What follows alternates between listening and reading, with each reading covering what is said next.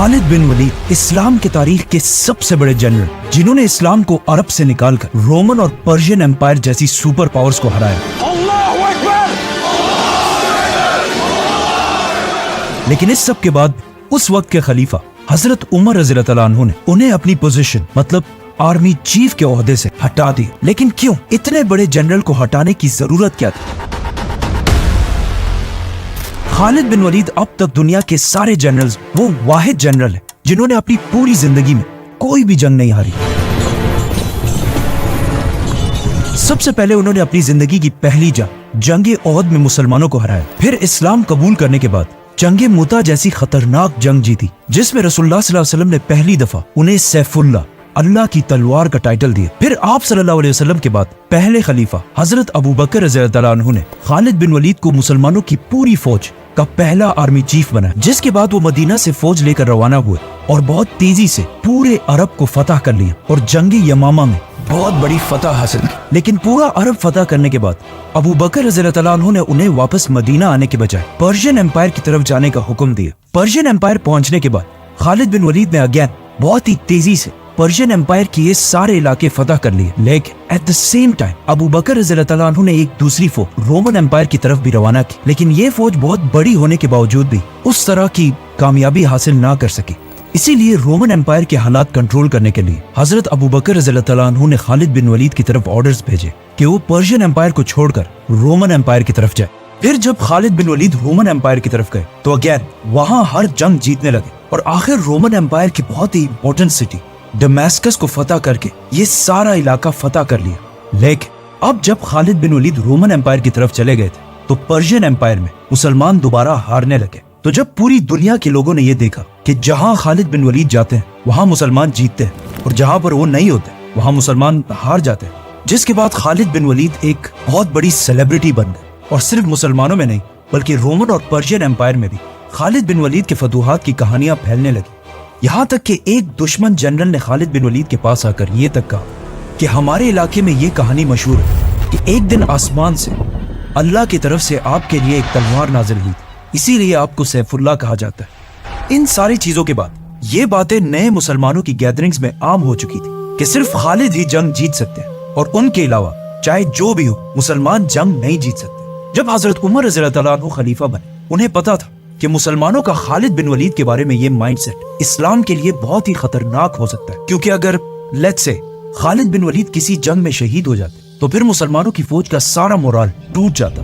तो आखिर हजरत उमर रज़ियल्लाहु अन्हु ने इन हालात को कंट्रोल करने के लिए खालिद बिन वलीद को उनकी पोजीशन आर्मी चीफ के ओहदे से हटाने का फैसला किया। बट वेट, हजरत उमर ने सिर्फ खालिद बिन वलीद को ही नहीं हटाया बल्कि मुसलमानों की स्टेट को हर एंगल से बदलना शुरू किया और मदीना में बैठकर हर इलाके की तरफ ऑर्डर्स भेजे। सबसे पहले उन्होंने फतह किए गए इलाकों में नए गवर्नर्स लगाए और उनको ये ऑर्डर्स दे दिए कि हर फैसले से पहले मदीना में खलीफा से पूछना लाजमी है। और ये अरब के लिए बहुत ही नई बात थी, क्योंकि इससे पहले हर कबीला अपने फैसले खुद ही किया करता था। लेकिन हजरत उमर कबायली सिस्टम के खिलाफ थे और एक सेंट्रलाइज्ड मदीना की ताकत चाहते थे। सूबों में गवर्नर्स लगाने के साथ साथ हजरत उमर ने उन्हें बताए बगैर कुछ जासूस भी बिठाए जो इन गवर्नर्स की अच्छी या बुरी हर खबर हजरत उमर तक पहुंचाते रहते थे। इसके अलावा हजरत उमर ने हर सूबे में जस्टिस इंसाफ का सिस्टम बनाया, जिसमें हर सूबे में इस्लामिक कानून के मुताबिक अदालतें कोर्ट्स बनाए गए और इन सारी अदालतों का हेडक्वार्टर सुप्रीम कोर्ट मदीना में बनाया गया, जिसमें बहुत सारे सहाबा जजेस लगाए गए। और इन सारे जजेस में एक सबसे रिस्पेक्टेड और बड़े जज थे हजरत अली रज़ियल्लाहु अन्हु। हजरत उमर रज़ियल्लाहु अन्हु ने हर सिटी में पहली बार एक पुलिस का सिस्टम भी बनाया और इन सिटीज के बाजारों में प्राइसेस को कंट्रोल में रखने के लिए भी एक डिपार्टमेंट बनाया और स्पेशली मदीना के बाजार को कंट्रोल करने के लिए एक औरत शिफा बिनते अब्दुल्ला को इसका लीडर बनाया। ये उस जमाने में बहुत ही अजीब बात थी कि हजरत उमर ने इतनी इंपॉर्टेंट पोस्ट पर एक औरत को कैसे बिठाया। लेकिन हजरत उमर सिर्फ मेरिट को देखकर ही फैसले किया करते थे। ये सब तो वो काम थे जो हजरत उमर रज़ियल्लाहु अन्हु ने सिविल एडमिनिस्ट्रेशन में किए थे। लेकिन इस सब के अलावा उन्होंने मुसलमानों की आर्मी को भी चेंज करना शुरू किया। मतलब इससे पहले हजरत अबू बकर रज़ियल्लाहु अन्हु के दौर में मुसलमानों की आर्मी और जनरल्स सारे फैसले खुद ही किया करती थी और हजरत अबू बकर रज़ियल्लाहु अन्हु ने ये करने की उन्हें इजाजत भी दी थी। क्योंकि उस जमाने में ना फोन्स थे और ना इंटरनेट, तो अगर हर डिसीजन से पहले मदीना से पूछा जाता तो इससे मुसलमानों की फौज की स्पीड बहुत ही स्लो हो जाती। लेकिन हजरत उमर को मुसलमानों की फौज की स्पीड से ज्यादा इस्लाम की फिक्र थी, क्योंकि अगर देखा जाए तो मुसलमानों की इस एम्पायर से भी बहुत बड़ी एम्पायर चंगेज खान ने बनाई थी, लेकिन वो एम्पायर सिर्फ 100 सालों में बिल्कुल खत्म हो गई। लेकिन हजरत उमर रज़ियल्लाहु तआला अन्हु चाहते थे कि इस्लाम इस एम्पायर के बाद भी आने वाले हजारों साल तक दुनिया में कायम रहे, तो उन्होंने अपने आर्मी चीफ खालिद बिन वलीद की तरफ एक लेटर भेजा और उन्हें इस एम्पायर के नए रूल समझाए कि हर डिसीजन से पहले मदीना में खलीफा से पूछना लाजमी है।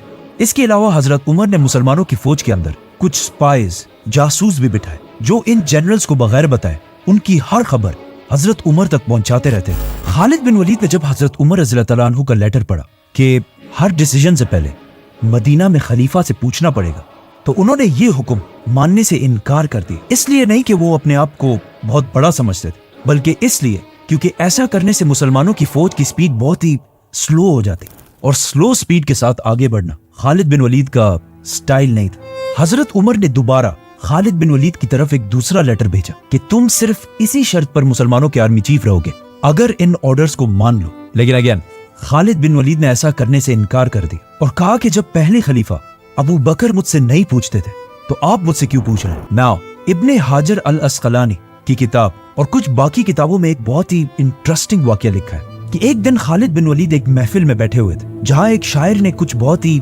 जबरदस्त अशार पढ़े, तो खालिद बिन वलीद ने खुश होकर उसे उस जमाने की करेंसी के मुताबिक 10,000 कॉइन्स दिए। लेकिन जब खालिद बिन वलीद ने ऐसा किया उसी वक्त वहां पे वो स्पाई भी बैठा हुआ था, और ये खालिद बिन वलीद ने छुप के नहीं किया था बल्कि सबके सामने किया था। इसीलिए वहां पर बैठे हजरत उमर के स्पाई ने ये सब देख लिया और सीधा इस सब की रिपोर्टिंग हजरत उमर रज़ियल्लाहु तआला अन्हु को की। खालिद बिन वलीद की इस हरकत पर हजरत उमर बहुत ही नाराज हुए और सीधा एक लेटर मुसलमानों के दूसरे जनरल अबू उबैदा इब्ने जर्राह की तरफ भेजा, जिसमें उन्होंने लिखा कि अगर खालिद बिन वलीद ने ये पैसे उस शायर को अपनी जेब से दिए तो ये उसने फजूल खर्ची की है, और अगर ये पैसे उसने मुसलमानों के बैतुल माल से दिए तो ये उसने खयानत की है। इन एनी केस खालिद बिन वलीद को उनकी पोजीशन आर्मी चीफ के ओहदे से हटाना जायज है। और आगे लिखा कि आज से तुम अबू उबैदा इब्ने जर्राह मुसलमानों की फौज के आर्मी चीफ हो गए। लेकिन हजरत उमर ने खालिद बिन वलीद को मुसलमानों की फौज से हटाया नहीं बल्कि एक रैंक नीचे कर दिया, और इसके बाद भी वो फौज के बहुत बड़े जनरल थे, मतलब फौज के सेकंड इन कमांड।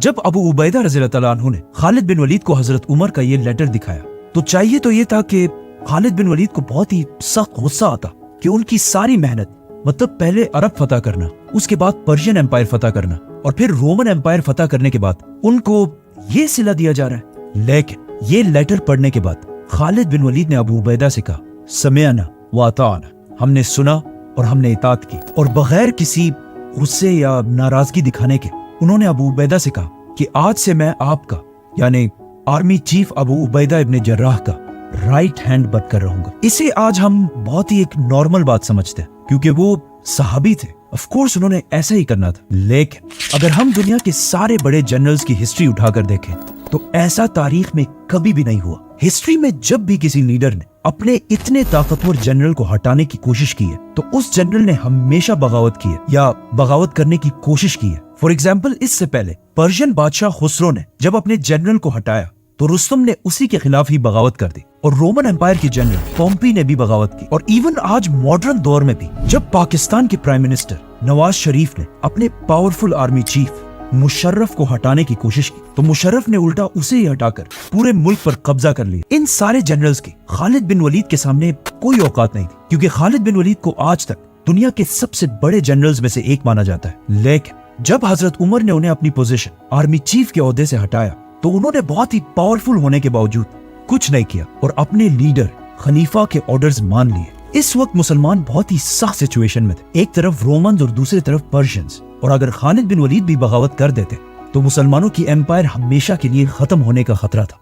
नाउ इस मसले पर जितनी मैंने रिसर्च की उसमें मैंने देखा कि इस वाकये में हजरत उमर और खालिद के अलावा एक थर्ड भी बहुत ही इंपॉर्टेंट किरदार है। मतलब एक तो हजरत उमर थे जिन्होंने बगैर किसी की परवाह किए मदीना की रियासत को स्ट्रॉन्ग करने के लिए इतना बड़ा फैसला लिया। दूसरा खालिद बिन वलीद जिन्होंने इतना पावरफुल जनरल होने के बावजूद कोई ऐसा स्टेप नहीं उठाया जिससे मुसलमानों की एम्पायर को नुकसान पहुंचे। और तीसरा, इस एम्पायर की अवाम, पब्लिक, आर्मी चीफ के ओहदे से हटाए जाने के बाद एक दिन खालिद बिन वलीद मुसलमानों के एक ग्रुप से खिताब कर रहे थे जिसमें उन्होंने मुसलमानों के सामने खड़े होकर फरमाया कि मुझे शाम सीरिया फतह करने के लिए भेजा गया, और जब मैंने पूरा शाम फतह कर लिया तो उमर ने मुझे अपनी पोजीशन से हटा दिया। अब जैसे ही उन्होंने ये बात कही तो मुसलमानों के क्राउड से एक आम सा सोल्जर खड़ा हुआ और उसने कहा कि ए हमारे सरदार, ऐसी बातें मत करो, क्योंकि इन बातों से फितना पैदा हो सकता है।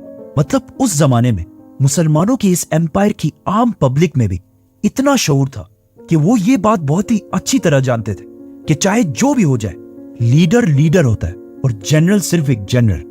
खालिद बिन वलीद को हटाने से सिर्फ उन्हें ही नहीं बल्कि पूरे इस्लामिक एम्पायर में एक कंफ्यूजन फैल गई कि आखिर क्यों हजरत उमर ने इतने सख्त टाइम पर खालिद बिन वलीद को हटा दिया, जिससे आहिस्ता आहिस्ता लोगों में बहुत सारी गलतफहमियां फैलने लगी और लोग अजीब अजीब बातें करने लगे। फॉर एग्जाम्पल, कुछ लोगों ने कहा कि हो सकता है खालिद बिन वलीद और हजरत उमर के दरमियान पुरानी कोई पर्सनल लड़ाई हो, इसीलिए हजरत उमर ने उसे हटा दिया। और कुछ और लोगों ने यह तक कहा कि हो सकता है खालिद बिन वलीद ने कोई करप्शन की हो। लेकिन अगेन, हजरत उमर का जासूसों का नेटवर्क, स्पाइज का नेटवर्क इतना स्ट्रांग था कि उन्हें अवाम की इस कंफ्यूजन का पहले ही पता चल गया। तो हजरत उमर ने मुसलमानों को मदीना के मस्जिद नबी में जमा होने का हुक्म दिया और फिर सबके सामने खड़े होकर उन्होंने क्लियरली बता दिया कि मैंने, उमर बिन खत्ताब ने, अपने आर्मी चीफ खालिद बिन वलीद को किसी पर्सनल दुश्मनी या करप्शन की वजह से नहीं हटाया, बल्कि सिर्फ इसलिए क्योंकि खालिद बिन वलीद की जबरदस्त फतूहात की वजह से